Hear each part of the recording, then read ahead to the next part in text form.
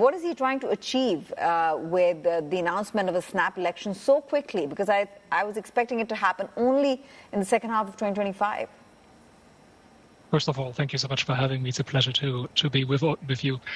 Yeah, I think Ishiba is probably just trying to take advantage of the momentum that's building right now. He does enjoy a degree of popularity with the public, which is also one of the factors that will have played in his favor during the LDP election.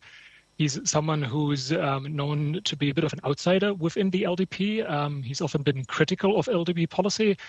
And given that the LDP has been weighed down by low approval ratings because it's been grappling with some scandals over the last couple of months, that has likely played in his favor. But it is indeed a surprise, because in the past, Ishiba has said that a new prime minister shouldn't sort of, call an election that early. So yeah, it's certainly surprised us.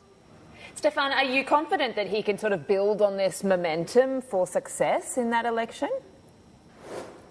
It really depends on what comes next. And for now, I would say the choice for Ishiba brings a lot of uncertainty. In the short term, he will probably continue the policies that have been put in place under the current outgoing Prime Minister Kishida Fumio.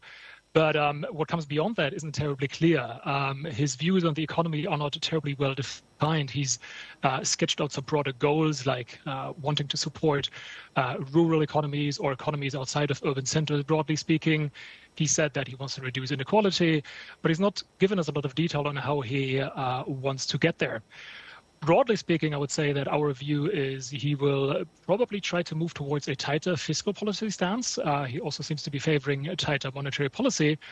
And that is a bit of a concern, because at this point in time, the Japanese economy actually looks a little bit wobbly, is perhaps the best way to put it. So it wouldn't be entirely clear whether the economy could stomach a reduction in support right now.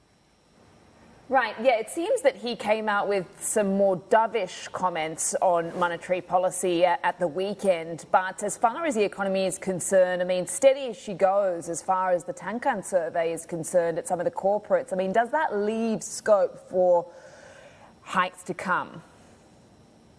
Yeah, I mean, I would agree with what you said earlier, that the Tankan data overall was a positive surprise, because I think the consensus, and we expected the numbers to be flat or perhaps fall a little bit. But even if you look at the numbers for the economy overall, so beyond large firms or beyond manufacturing, they actually moved up a little bit.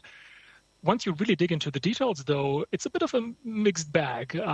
The services side of the economy, for example, does expect sentiment to fall in the quarter ahead. And if you look at manufacturers, they're struggling against fairly soft external demand and issues with to do with domestic car production. So that's not going too well at the moment, and will certainly weigh on businesses going forward. So Japan's economy in many ways seems to be kind of stuck. It's not worsening, but it's also not really improving, and that will certainly weigh on labor demand and business confidence going forward.